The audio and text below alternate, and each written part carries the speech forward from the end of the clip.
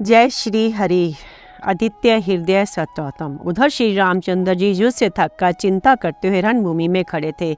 इतने में रावण भी युद्ध के लिए उनके सामने उपस्थित हो गया। ये देख भगवान अगस्त मुनि, जो देवताओं के साथ युद्ध देखने के लिए आए थे, श्री राम के पास जाकर बोले, सबके हृदय में रमन करने वाले महाबाहो राम, ये सनातन गोपनीय सत्रोत सुनो। बस इसके जब से तुम युद्ध में अपने समस्त शत्रुओं पर विजय पा जाओगे। इस गोपनीय सत्रोत का नाम है आदित्य हृदय। ये परम पवित्र और संपूर्ण शत्रुओं का नाश करने वाला है। इसके जब से सदा विजय की प्राप्ति होती है। ये नित्य अक्षय और परम कल्याण में सत्रोत है। संपूर्ण मंगलों का भी मंगल है। इससे सब पापों का नाश हो जाता है। ये चिंता और शोक को मिटाने तथा आयु को बढ़ाने वाला उत्तम साधन है। भगवान सूर्य अपनी अनंत किरणों से सुशोभित है। ये नित्य उदय होने वाले देवता, असुरों से नमस्कृत विवस्वान नाम से प्रसिद्ध प्रभा का विस्तार करने वाले भास्कर और संसार के स्वामी भुवनेश्वर हैं। तुम इनका पूजन करो। संपूर्ण देवता इन्हीं के स्वरूप हैं। ये तेज की राशि तथा अपनी किरणों से जगत को सता एवं स्फूर्ति प्रदान करने वाले हैं। यही अपने रश्मियों का प्रसार करके देवता और असुरों सहित संपूर्ण लोकों का पालन करते हैं। ये ही ब्रह्मा, विष्णु, शिव, स्कंद, प्रजापति, इंद्र, कुबेर, काल, यम, चंद्रमा, वरुण, पितृ, वसु, साध्य, अश्विनी कुमार, मरुदगण, मन, वायु, अग्नि, प्रजा, प्राण, ऋतुओं को प्रकट करने वाले तथा प्रभा के पुंज हैं।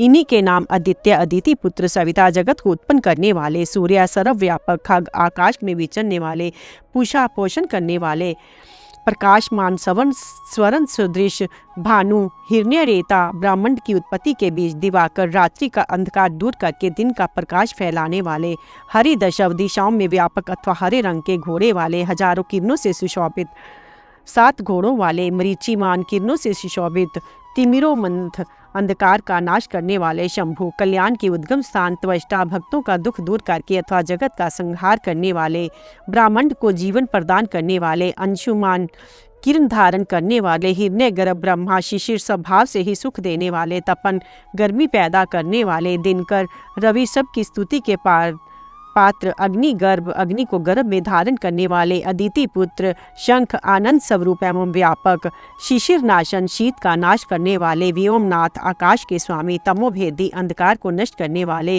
ऋग, यजु और सामवेद के पारगामी, घनी वृष्टि के कारण अपाम मित्र, जल को उत्पन्न करने वाले, विंद, विधि, प्लवंगम, आकाश में तीव्र वेग से चलने वाले, आतपी, घाम उत्पन्न करने वाले, मंडली, किरण समूह को धारण करने वाले, मृत्यु, मौत के कारण पिंगल, भूरे रंग वाले, सर्वतापन, सबको ताप देने वाले, कवि, त्रिकालदर्शी, विश्व सर्व स्वरूप, महातेजस्वी, रक्त लाल रंग वाले, सर्वो भवोद्भव भव, सबकी उत्पत्ति के कारण, नक्षत्र, ग्रह और तारों के स्वामी, विश्व भावन, जगत की रक्षा करने वाले, तेजस्वियों में भी अति तेजस्वी तथा द्वादशात्मा, 12 स्वरूपों में अभिव्यक्त हैं। इन सभी नामों से प्रसिद्ध सूर्यदेव आपको नमस्कार है।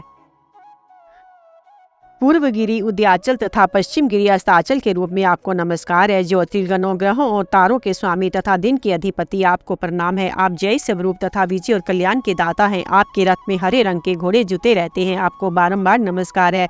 सहस्त्रों किरणों से सुशोभित भगवान सूर्य, आपको बारंबार प्रणाम है। आप अदिति के पुत्र होने के कारण आदित्य नाम से प्रसिद्ध है।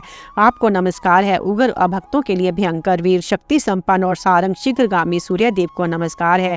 कमलों को विकसित करने वाले प्रचंड तेजधारी मार्तंड को प्रणाम है।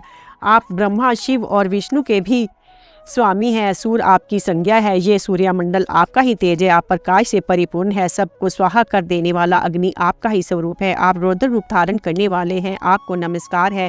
आप अज्ञान और अंधकार के नाशक, जड़ता एवं शीत के निवारक और तथा शत्रु का नाश करने वाले हैं। आपका स्वरूप अपरमय है। आप कृद्धनों का नाश करने वाले, संपूर्ण ज्योतियों के स्वामी और देव स्वरूप हैं। आपको नमस्कार है।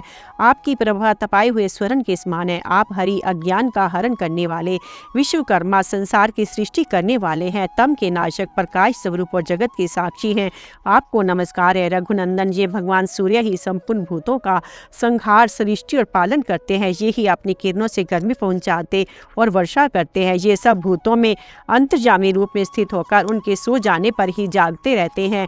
ये ही अग्निहोत्र तथा अग्निहोत्री पुरुषों को मिलने वाले फल हैं।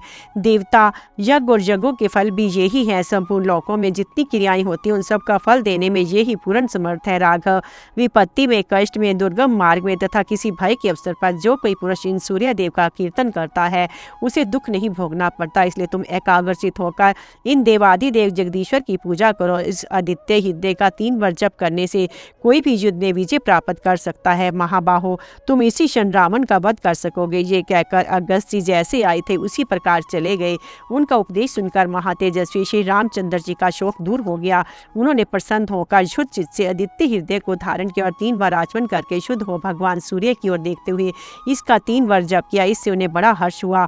फिर परम पराक्रमी रघुनाथ जी धनुष उठाकर रावण की ओर देखा और उत्साहपूर्वक विजय पाने के लिए वे आगे बढ़े। उन्होंने पूरा प्रयत्न करके रावण के वध का निश्चय किया। उस समय देवताओं के मध्य में खड़े हुए भगवान सूर्य ने प्रसन्न होकर श्री रामचंद्र जी की ओर देखा और निशाचर राय रावण के विनाश का समय निकट जानकर हर्षपूर्वक कहा, रघुनंदन अब जल्दी करो। जय श्री हरि।